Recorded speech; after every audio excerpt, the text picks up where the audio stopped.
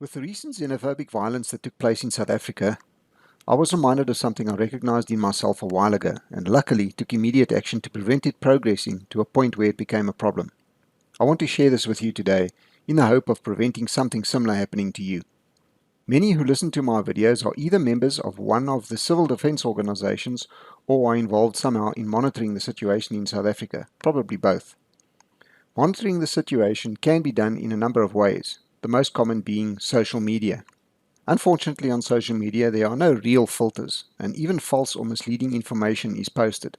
Oftentimes, this is deliberately done by people for clandestine purposes. The best method to keep abreast of things, in my opinion, is to join some of the various groups formed on WhatsApp. There are many of them, and some are very good when it comes to getting up-to-date and factual information, because their members are from all over the country and often post information as it happens. Once you find one, you will invariably be introduced to others. In my experience, it is best to join all groups that you are introduced to, and then monitor them to see if they are worth staying in. Some are just chat groups for mostly guys who are either wannabes or has-beens, pretending to be soldiers. These are easy to spot, and I would suggest leaving these groups as soon as you spot this kind of thing. Keep filtering through these groups until you have around 4 groups that you are pretty sure of the quality of the members and of the information shared. Once you have a reliable 3 or 4 groups where information is shared regularly, you will soon find out that there is way more happening in South Africa than you ever imagined, and that things are actually a lot worse than most think. You will also very quickly realize that what is reported in the mainstream media is a watered down and filtered version of reality which can rarely be counted on. Firstly, from experience, I can attest that because the information shared in these groups is raw and unfiltered, the information can be severely graphic, particularly images and videos. What I want to discuss with you today is the effect that this exposure to unfiltered information such as this is having on us, the ones who know more than most others. Firstly, for those that are sensitive to things like that, it can have a devastating effect on your mental or psychological well-being. As a long-standing member of many such groups, I have seen some extremely disturbing videos and images. Some so extreme that I elected not to watch them because of the absolute raw violence, brutality and cruelty involved. It is one thing to see things like this, but it is another to imagine these things happening to either us or people we care about. In fact, it does happen to people quite often. The scenes at some of the farm murders are like scenes out of horror movies. To think that people actually went through those experiences and died in the ways seen in these videos is shocking and disturbing to even the toughest among us. There are those that can handle seeing and hearing these things, but for those with slightly weaker constitutions, this can cause an extreme amount of stress, and if you are very compassionate or an empath, things can get pretty bad for you after a while. The more you are exposed, the more you will begin to feel what can only be described as a feeling of total helplessness. At first, you might start to feel absolutely sick and disgusted, but after a while that gives way to anger. From here on, you might start to experience some sleepless nights while trying to come up with ways to prevent these things from happening.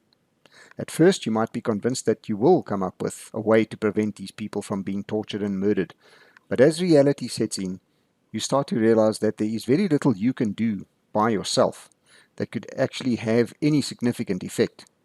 This is when the feeling of helplessness and despondency starts to creep in. At this point, you are in a very dangerous position and risk falling into a state of depression. This can lead to all sorts of problems. Your work, if you are employed, can suffer badly and could eventually lead to your dismissal.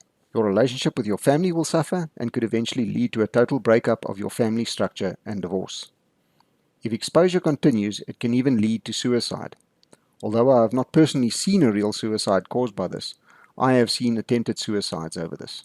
I don't think I need to elaborate on how devastating this can be for those left behind. Although I do think it is a very good thing to have access to real, up-to-date information, my advice is this.